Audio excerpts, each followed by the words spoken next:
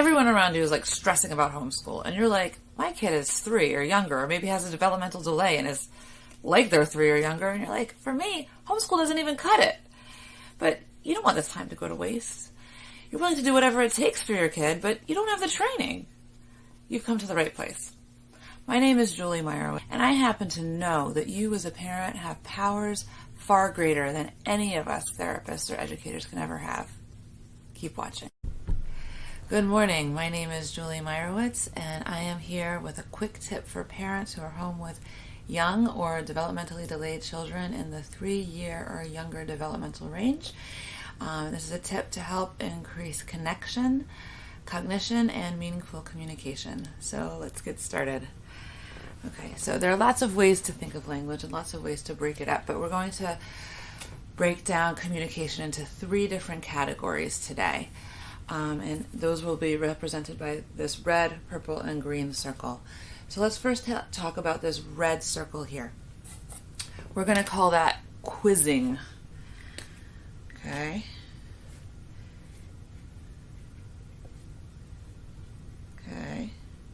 Here, quizzing. Quizzing is when we are asking our children questions because we are trying to get a correct answer for them. So from them. So that's what we're saying. A lot of parents are going, what's that? What's that? What color is it? What is her name? Who is that? That there's only one right answer. Okay. The other kind of language that we have is commanding or demanding. I'm going to write commanding. Okay.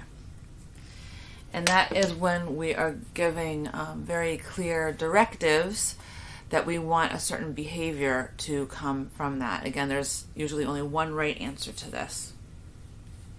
Commanding. So examples would be like, give that to me. Come here. Pick up your shoes. Bring this to your father.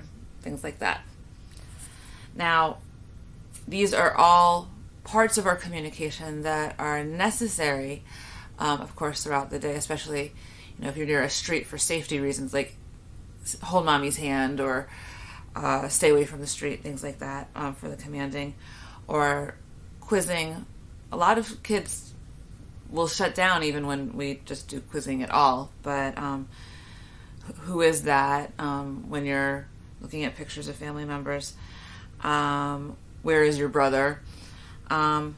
So the thing is, a lot of times when we're in a stressful situation, either like what we're all experiencing together right now, or maybe even before all of this happened, if there is a delay, or if we are overtaxed in our lives, we tend to over-rely on these types of communication, especially if there's a child with a communication delay and we're anxious to see that they know certain things or they can answer certain questions.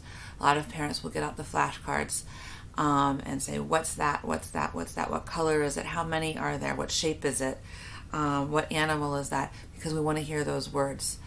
However, I would like you to try, so you know what, I'll demonstrate right now. Say I come into your room and I say, what time is it? How old are you? Why are you wearing those shoes? Why did you choose that eye makeup this morning? And I am coming from completely a quizzing sort of a mode. If you try that with another adult in your life, you're going to see, like if you take turns trying that on each other, it's going to give you a certain kind of feeling. Same way with commands. If I came into your home and I said, get me a cup of tea, give me the coziest chair, give me a pencil, sit down, look at me, listen to me. Again, try that with another adult and see how that feels. And see what you feel like doing. Do you feel like connecting with me? Do you feel like opening up to me? Do you feel like communicating with me when I'm speaking to you like that? Now, I'm finding myself with my own children and a little bit even with my husband in the situation that we're in, slipping back into relying on these types of communication. And for many of us, we're probably thinking, well, how else is there to communicate with my young child? And there are situations, and often throughout our day, when these things are necessary. But I'd like to take a look at a different kind of language Now, the technical term for this is declarative language.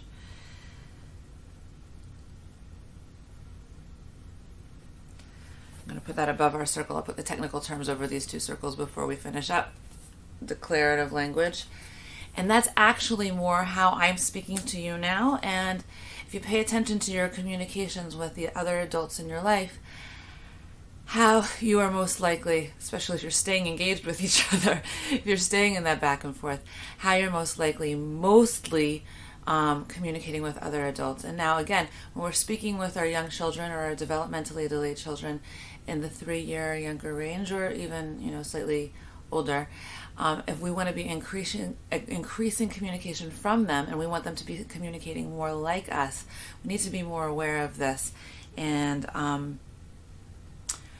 trying to help ourselves communicate more in this declarative language mode, because we do want them to be engaging in this more normal, natural flow of communication. And the best way to do that is by demonstrating it for them. So right now I'm going to finish up just explaining what these concepts are. And in the next video, I'll show you a simple way to practice this at home with your child. So before we move on, let's finish up explaining this. So declarative language is the technical term, but when I'm speaking with parents about how to remember it, in everyday language, I would call that just comment.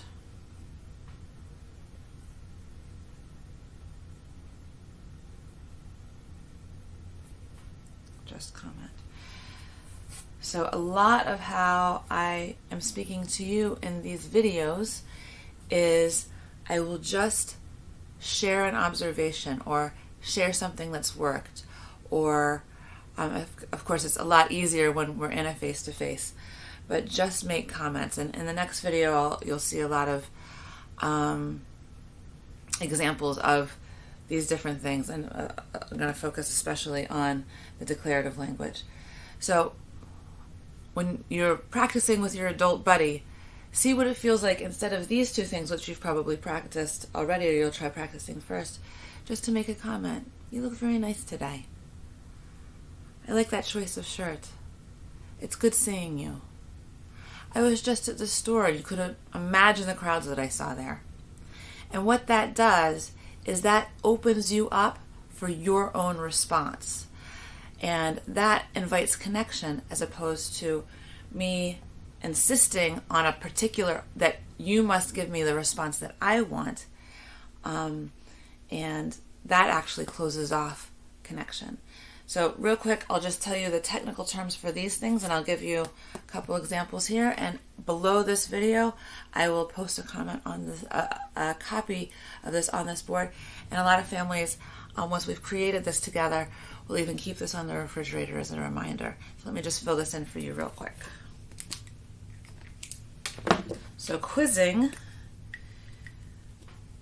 is inquisitive language.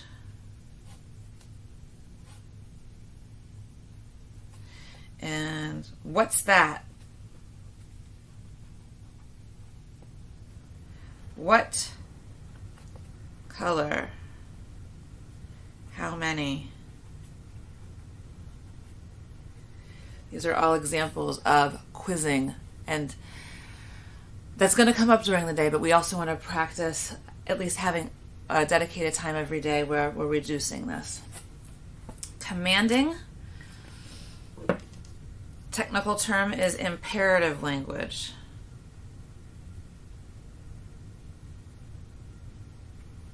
Okay, and that's stop. Come here. Point to the bear. Okay. And a lot of times when we're homeschooling, you might want to even use this to reframe how you're interacting with other homeschoolers that you might have in the house. A lot of times this turns people off to our communication. And just commenting, it's just commenting. It's just saying, It's good to see you.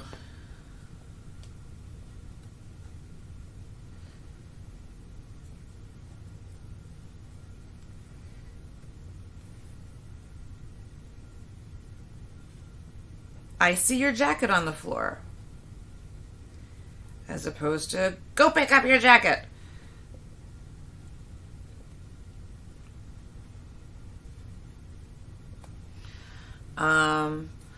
Or it's cold outside.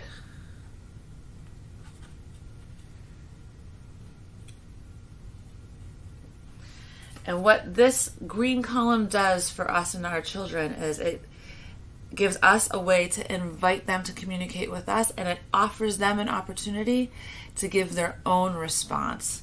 And a lot of times when this isn't working for us, we'll see that this will. So I'll see you in the next video as I present for you a way to practice a dedicated time every day to help us get more used to using this kind of language with our children. See you soon. Thank you for watching. If you like this video, please click like and share with anybody you think can benefit from it. For more videos like this, please subscribe. To request a video on a topic that we haven't covered yet, go ahead and leave a comment down below and I'll see that, and if I get enough interest, I'll make a new video. Also, you don't have to do this alone. You could join the discussion in our private Facebook group, and the link is in the comment box down below. Or if you're interested in working with me personally, send me a PM on Facebook and we'll make a time to talk. In the meantime, use your powers and take care.